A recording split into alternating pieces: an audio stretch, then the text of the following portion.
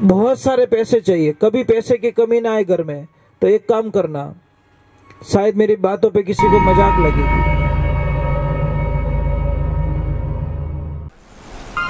परम पूज्य श्री सोनू महाराज जी के नए नए उपाय सुनने के लिए चैनल को सब्सक्राइब जरूर करें और आगे से आगे शेयर जरूर। बैठे हो, मुझे इतना बता दो, सनातन धर्म किसे कहते हैं? सनातन का अर्थ क्या है,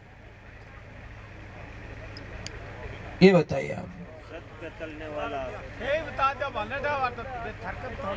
था कहीं खाओ नहीं ताको राखो कहीं, थोड़ी तो हेल्प करो मारी बने उनमें।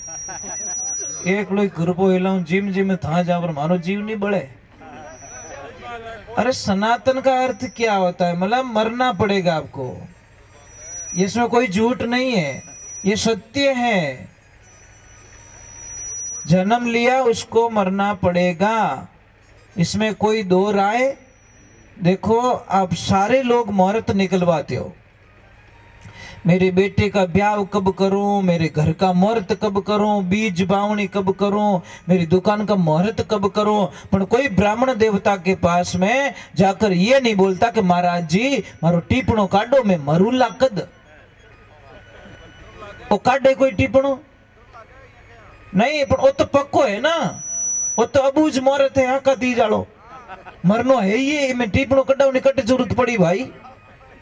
मरने में कोई शंका थोड़ी है, क्या आया है जो जाएगा, चाहे राजा रंग फकीर, मरना पड़ेगा महाराज।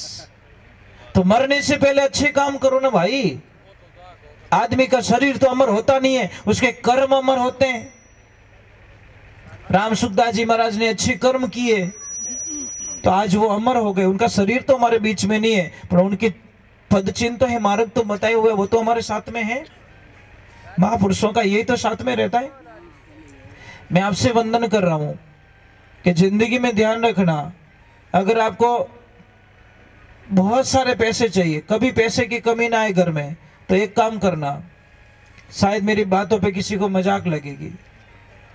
कोई गांव में काल घोषित हो गया, मतलब कहते नहीं बारिश नहीं आई ना, तो 2-3 साल तक बारिश नहीं आई, तो वहां पे पीने का पानी नहीं है, खाने के लिए कुछ भी नहीं है। तो एक बहन ने सोचा कि मेरे यहाँ पे तो दुकाल पड़ चुका है, हमारी हालत खराब हो चुकी है, पर मेरे भाई के पास बहुत पैसे हैं, मेरे भाई के पास में वहां पे पानी बहुत है, पैसा भी बहुत है, खाने के लिए कोई कमी नहीं है। मैं मेरे भाई के पास में जाती हूँ और कुछ हेल्प भाई से लेके आती हूँ। बड़ी आस लेके बहन भाई के पास में जाती है। भाई ऊपर बैठा झरोके में अपनी बहन को देख लेता है, तो अपनी पत्नी को बुला के कहता है कि देख, मुझे पता है मेरी बहन कुछ न कुछ मांगने के लिए आई है, मेरा पूछे तो बता देना तुम्हारा भाई 2-4 दिन से वापस आएगा, बाहर चला गया है, मैं ऊपर सो जाता हूँ। जैसे ही आई, भाभी साहब को प्रणाम किया और बोला कि भाभी साहब मेरे भाई साहब कहाँ है? कि भाई जी नाराज मत होना, तुम्हारे भाई तो बाहर चले गए, वो 5-7 दिन नहीं आएंगे। कि कोई बात नहीं भाभी साहब, वो नहीं तो आप तो हो, आप भी मेरी माँ जैसी हो, मैं बहुत मुसीबत में हूँ भाभी साहब, मेरे बच्चे भूखे मर रहे हैं, खाने के लिए कुछ नहीं है, पैसा खर्च करने के लिए कुछ नहीं है, थोड़ी बहुत कोई सहायता हो तो कर लो, जब भी मेरी व्यवस्था अच्छी होगी मैं वापस लौटा दूंगी। तो भाभी क्या बोलती है, देखो भाई जी नाराज होने की बात नहीं है, आपके भाई के बिना मैं एक कुछ भी काम नहीं करती, मैं भाई को पूछे बिना कुछ भी काम नहीं करती, और आपके भाई का स्वभाव कैसा आप जानते हो। महाराज बड़ी आस लेके बहन आई थी, उसको वापस निकलना पड़ा। जैसे ही वो रोती हुई बाहर निकली, तो महाराज एक बात का ध्यान रखना कि शास्त्र कहता है जिस घर से बहन बेटी रो के निकल जाए, उस घर की बर्बादी निश्चित हो जाती है महाराज, इसमें कोई शंका नहीं है। चाहे यज्ञ करो, जप करो, तप करो, हवन करो, तीर्थ करो, धाम करो, पुण्य करो, और आपकी बहन अगर वहां से रो के निकल गई, दुखी होके निकल गई, तो सारो आपकी बर्बादी को कोई नहीं रोक सकता महाराज। अब देखिए, जैसे ही वो बाहर निकली, सामने वाले घर के चबूतरे पे कोई भाई बैठा था, उसने बोला कि बहन क्या हुआ? कि कुछ नहीं हुआ। अरे बहन बता तो ले, क्या हुआ? कि मैं मेरे भाई के पास में कोई हेल्प मांगने के लिए आई, पर मेरा भाई बाहर चला गया है और मेरी भाभी ने देने से मना कर लिया, तो उस बंदे ने क्या बोला कि देख बहन, नाराज मत होना, तेरा वो भाई बाहर गया है, ये भाई तो यही है, मैं गाँव रो तो भाई हूं, तेरे परिवार का नहीं हूं, तेरा खून का रिश्ता नहीं हूं, पर गांव का रिश्ता तो है, मैं ही तेरो भाई हूं, बोल थारे कई चीजें। अंदर आदेश दिया कि लक्ष्मी, ननद भाई से आए हैं, मेरी बहन आई है, इनको जो चाहिए वो दे दे। लक्ष्मी मिले तो ऐसी मिले कि चलो पधारो भाई साहब, भोजन प्रसाद जी में, और पूरा एक बैलगाड़ी भर के उनको अनाज दे दिया, जो चाहिए सामान सारा दे दिया कि बहन चिंता मत करो, और आपको चाहिए तो और आप ले जाना। अब देखो, उसके बेटे को बोला जाता है कि जा बेटा तू जा और तेरी बुआ जी को अपने ससुराल छोड़ के आ जा। अब जैसे ही बेटा जाता है, बैलगाड़ी लेके जाता है, पीछे दोनों पति पत्नी बात करते हैं कि देख लक्ष्मी, हमारा बेटा गया है बहन को छोड़ने के लिए, परंतु हमारे बेटे को मेरी बहन भोजन प्रसाद जिमाएगी, और अगर वो जिम के आ गया और उसके बदले में अगर उसने कुछ भी बहन को नहीं दिया तो हमारा पूरा पुण्य खत्म हो जाएगा, जो हमने किया ना वो भी नष्ट हो जाएगा।